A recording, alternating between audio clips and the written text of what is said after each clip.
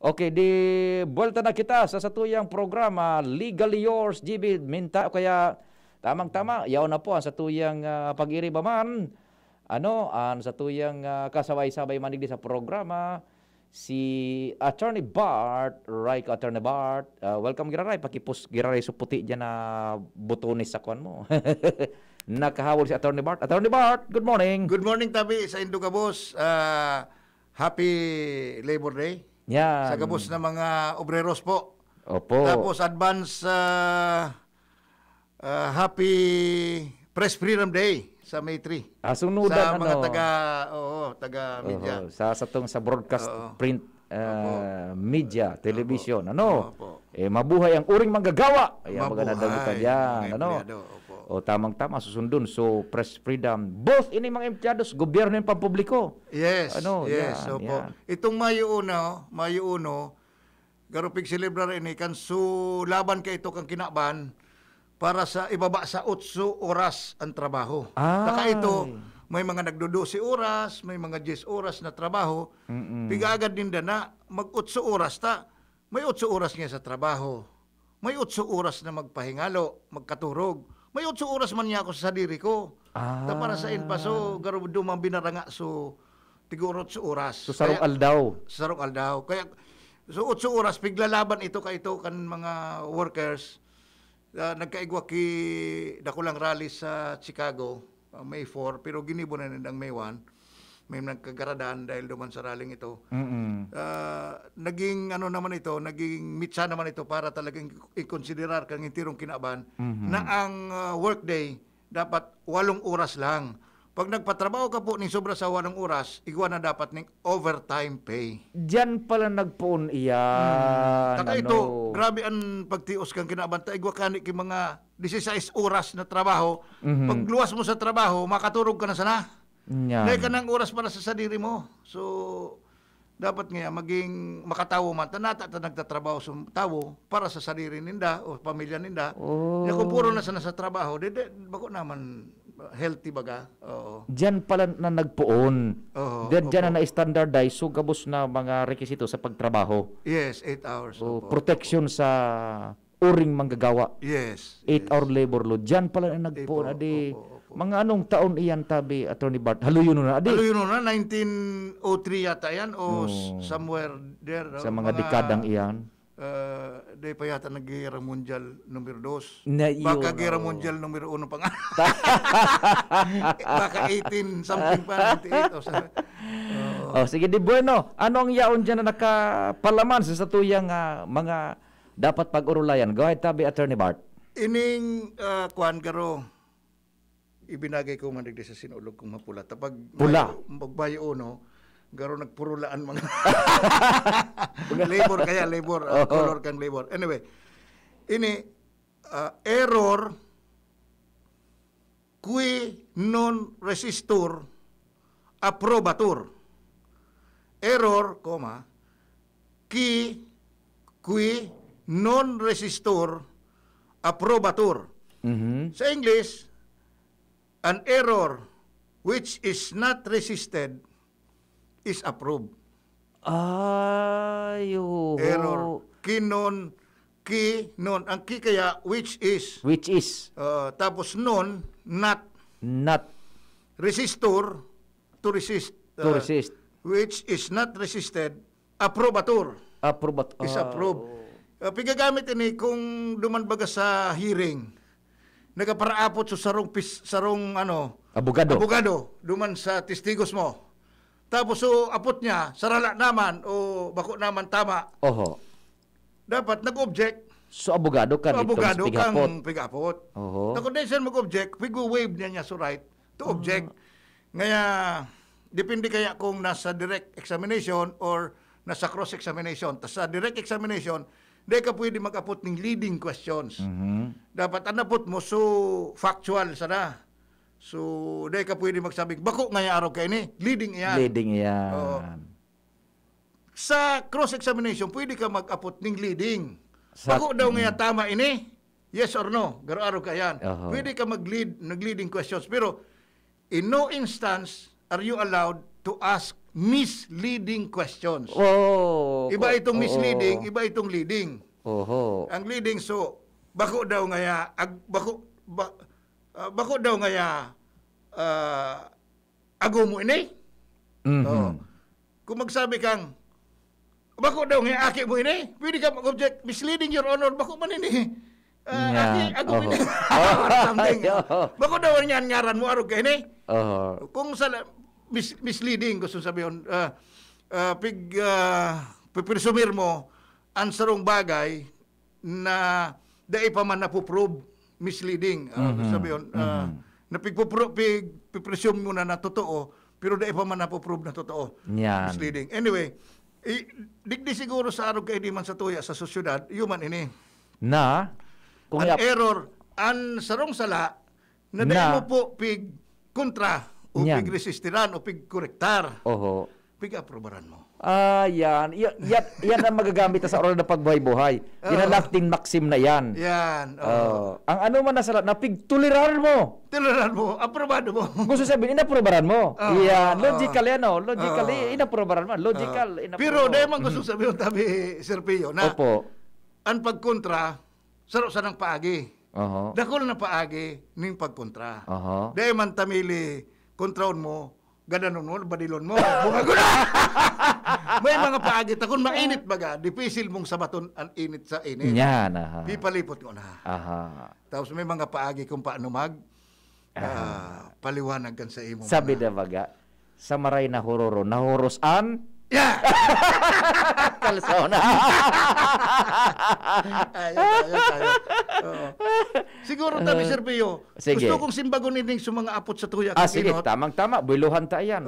Bago kita magpasiring duman sa batas na gusto tang basahon. Sige daw. Ang apot digdi, ang timberland pwede patituluhan? Dahil po pwede. Ang timberland, forest land, pareho man sa nakang river, kang dagat, kan matibo. Yan. Mga properties of public domain. Ang tinampo. Dahil yan pwede pa tituluhan. Mayon volcano. Ang crater, dahil pwede. Ang timberland, dahil po pwede pa tituluhan. Sa diri yan po kang kabos. Paano nagkakaigo kititulo? From timberland, nadideclare yan na agricultural, takumpik umana. Pag naging agricultural na, idideclare kang gobyerno na alienable and disposable na. Pwede nang ipanao o ipabakal kang gobyerno sa mga pribado. Anapod ka, alienable and disposable. Sa kangunyan, itinatao kang gobyerno ang mga alienable and disposable land. Pero ang timberland, pwede. Pwede, yan. Iyan po mga tugang na pinagbabasa ko niya ni Atty. Bart. So mga hapot ini ka nakaagi niya tong sesyon kan korte. Inabot kan Sabado. Kan Sabado. Iyan na po refresh na tigisimbag na ko niya ni Atty. Bart. Opo. Kaya di po mag-alangan na mag-text. Tapos simbagon mo, kung di ng oras ko niyan, sa masunod po, simbagon mo. Yan. Ini pong ikadua, paano po kung napatituluhan lang lately kang another person when the 30-year period of prescription, acquisitive prescription ini, had been completed by the actual possessor so that there exists now a legal and a real owner. And problema po kay ni araw kay ni, kung sisay po ang may titulo, pigpipresumir na siya ang may sadiri. Kung may reklamo ka po sa pagpatitulo, dapat irereklamo mo mismo sa titulo. Kaso po ang mangyayari kay ni. Pag napatunayan mo na dapat na issue sa titulo sa iya, ma-order po sa korte na bawion ang titulong iyan. Pero alawig pong proseso ini. Dapat maanap ka ki irregularidad duman sa pagtitulo ka ito. Hanapan mo ito ning dukit, kumbaga. Yan. Diferensya. Yan. Sabi tabaga, duwang klase ang pagpatitulo, administrative, DNR, DAR, or judicial sa paagi ng korte. Yan. Igwa ki mga iba na piki ngaya su pre-patent. Su pre-patent. Nag-apot su may saro akong klinte, may titulo ngaya ini. Duda ngaya kung paano napatituluhan. Sabi ko, baga may pre-patent na nakasurat duman. Aputon mo niya ako sa DNR kung totoo yan na may pre-patent. Pag-abot naman sa sentro, dahil man niya ka na numero. Peke. May piki. Sabi ko, aputon naman sa Manila kung Kung yan, kung totoo yan, di research pa. Anyway, Oho. kung mapapatunayan mo po na may fraud, may pandaraya sa pag-issue kang titulo, pwede pong bawion iyan na titulo ngayon. Yan. Pero better po kung gibuhon mo tulos iyan sa laog ning 2 taon pagka-release kang titulo. Ayun. Or 10 years. Oho. Pero kung ngunyan mo sa naaraman, di baka pwede man na ikonsiderar na ngunyan mo sa naaraman na natituluhan, tabala, ang irregularly issued na titulo, pagtatago man talaga, abo man ipaararam. Iyo, oho. Okay. So, difficile po ining sabihin na may legal owner and real owner. Usually po sa titulo, conclusive presumption, na sa iya ang daga, ta siya may titulo. Yan. Sagkod na depo nawawara ang titulo niya, sa iya ang daga. Pigmimidbid kang batas na siyaan may sadiri kang daga. So kung may reklamo ka po dyan, pwede ka pong magkaso sa korte. Pero bago pa ka magkaso sa korte, pwede man na annotate mo duman sa titulo niya, so affidavit of adverse claim, affidavit of adverse claim. Mag-ibo kang affidavit na nagpapatotoo ka na nagkiklaim kang property na pigtitituloan ka ini. Yan. Pero dapat mag-file ka kikaso laban duman sa titulong ito sa laog ng 30 dias. 30 días o 30 años? 30 dias. 30 días. So, ang sistema pala, presumption of legality. Yes. Yan. Ang gabos sa titulong kapot yan, pigpipresumir, gabos ang legal. Oh, kung genuine itong titulo. Oh, kung genuine. Pwede ka magpagibo sa ano ng Recto. pata ko niyan, ang mga printer, mga magayon na. O ni nga, o brown man nga, o pula man nga, o blue man nga. Pata na yun ang ani. Kung genuine ito, presumer na siya may sarili. Iyo, You have to prove that it was illegally issued. For example, ano kayo itong napatituluhan dahil pinabakal na kang taksadiri. Sabi kang taksadiri, ako ngayon, bakukuman niya pirma yan. Walang niya ngaron na yan, bakukuman ako nagpirma niya sa deed of sale. Oho. Di gusto mo sabi, piki ini. Yan. Hain ka kaining panahon. Sa Amerika kaya!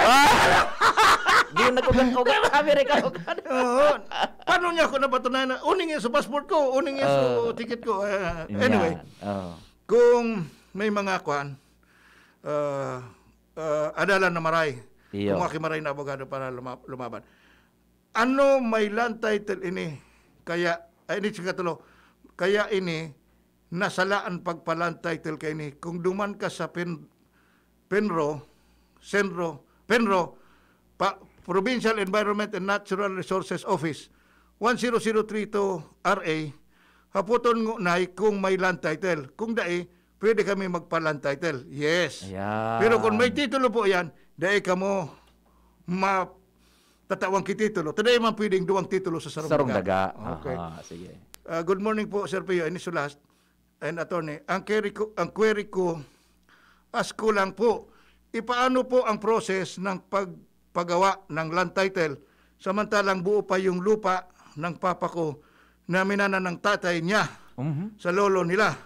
Siyempre po, need kasi namin paggawa ng titulo yung share niya na minana niya din sa tatay niya. Yung lolo kasi nila hindi nahati sa mga anak yung lupa bago namatay, which is yung tatay nga ng papa ko at mga kapatid nito. Yan. Estimated, pirang square meter ini. Kung 0.0895 square meter, di kulang sa sarong square meter ini. Bad hectare. baka mga 8,000 na yun. Anyway, square meter, baka 0.895 hectares. Thanks po, avid listener po niyo po from Daraga. Ano po kayo ni? Bago ko simbago nini, kay puan po, seryosohon na po kang gabos na nagdadangog. So mga daga nindo na minana sa mga magurang, buda sa mga lolo, dapat magbayad ka mo kang estate tax o inheritance tax sa BIR bago tabi mag-Hunyo 21. Kada taon? Dahil, ngunyan na taon. Ngunyan na taon. Igwa po ning batas na nagsasabing may amnesty, 2 taon na amnesty sa real property tax, sa estate tax. Ining amnesty ko tang ini para sa gabos na buwis. Kaya lang, binito ni Presidente Duterte, saro sa na nakalusot. Estate tax. Estate tax. Araw kayo ni, pag nagadanan sa rong tawo, may nawala tangki mga propiedades. Bago iyan mailipat sa mga heredero, dapat magbayad kang una estate tax. Kan estate tax. Oho. Kung di ka nagbayad kan estate tax, sa ngunyan yata 1 year. Kaya ito, 2 months lang. Pag di ka nakabayad on time, may 25% interest. Penalty. Penalty. Oho. Kung di ka pa nagbayad, kada taon, igwa ki surcharge na 10% o garo interest. Oho. So kung 30 taon na di mo nababayadan sa estate tax, Gulping bayadan. Na bata nagmamahal ang daga. Iyo. Diba, mas mahal pa mo niyan subuis mo Kaysa duman kesa sa daga. balur kan daga. Nabubuisan mo. Oho. Kaya nadidisganar ngayon sa mga tao magbayad ka ng estate tax dahil sa araw kaining kapabayaan o dahil sila nagbayad ng haloy na panahon. So ang ginibo po kang gobyerno, amnesty kita. Kung piraso dapat mong bayadan kan panahon na nagadan. Supig manahan mo, iyo sana ang babayadan mo. Baga baratong maray. Bata kan inot na panahon, ang presyo kan daga sintimos. Sintimos. Ngunyan ang presyo kan daga, ribo. Di ba kanina milyon? Yan. Kaya, dumang ka sa mabayad sa sintimos, kan panahon na nagadan so magurang mo, o so lulo mo. Ngunyan, dahil na kan mga interes. Punas gabos, pati so penalty, punas gabos. Pero dapat, i-file mo iyan sa laog ning 2 taon. Matapos tabi, ang ika-2 taon, ngunyan na Hunyo 21. Ngunyan matapos. Ay, barayad na tabi. Bata, kung madumang ka, ilingon mo anon requisitos tangan ni magbayad ka na estate tax. Yan, Sobra 20. Jesus, kadakol. Bako po, karaw-karaw ang mga requisitos. Dokumentos na kaipuhan. So, death certificate, so mga birth certificate nindo, extrajudicial settlement of estate, may publication pa ito, gabos dakulon na mga requisitos, pero importanteng magbayad na kamungunyan, tabing daipa nakabalik, tabing may amnesty pa. Buda hababaan babayadan. Di ito nang babayadan. Akon, palampason po nindo ini. Tapos daing extension. Sana ma-extend man ta, pandemic baga. Iyo baga. Pero kung daing extension, barali ka nagabos itong mga dapat nindong bayadan. Gulping bayadan. Ining nag-text sa tuya, may bayadan ini. Kung di sila nagbayad kang panahon na nagadan sa lulo ninda, mabayad sa mga eredero ni lulo ninda.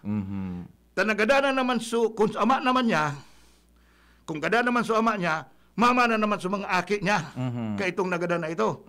Mabayad ka na naman. So 2 beses ka mabayad. So kung pirang beses nagadan, so kuan mo. So pasunod-sunod. Bata ngunyan tabi, Serpio. Saan ka ngayon mabase kan sa imong buwis sa daga, sa estate tax o sa kuan, sa capital gains tax kung deed of sale. Uni nang sa kung arinan mas alangkaw. Iton babayadan mo. So purchase price or fair market value kan city or kan LGU sa assessed value or sa zonal valuation kang BIR. Nagralangkaw na po tabi, magpuon kang iniro. Ang zonal valuation, aralangkaw na tabi. Digdi sa Legazpi, igwa kay mga 35,000 per square meter. Bago gulpi. May mga 25,000 per square meter. Kung digdi ko compute sa presyo mo niyan, matindi. Yan. Pero kung maabil ka kang amnesty, i-compute yan kang panahon na nagadan, dahil pa sa mga intereses, tibad sintimos lang ang bayaran. Yan. Okay. Anyway, sige, paano po maitatransfer ang property? Dapat niya po sa indos yung mga dokumento. Pwede man po aputo na lang duman sa BIR. Igwa ka dapat ki certification, authorizing registration. CAR. Yeah. Igwa ka dapat CAR. Ngunyan, igwa na ki-e-CAR. Electronic pwede ka na mag-apply duman. Pero dapat mapatunayan nindo na kamuan iridiro ka ini. Nadaga na yan. Okay. Sige, nagsisiram ko ta na attorney na naman, kundi mapukpok na ako kan sa Kuyang Martilyo. Sorry po. Tapos na ang sa tuyo naman na sesyon. Sige, sa pangaran po ni Attorney Bart Trico ay siyempre ang sa tuyo man resident attorney si Attorney Jess Basanta. Parang kabirong tropa si Attorney Bart with Attorney Bart Trico. Attorney Bart, parting message. Go ahead. Opo, mabuhay so intero pong manggagawa. Dahil po pagpabayaan sa indong mga diretsos, pag ilinabang kan mga trabador so sa indang mga diretsos, ipiglalaban maninda so diretsos kan iba pang mga trabador. Maray na aga po sa indong kapos. All right.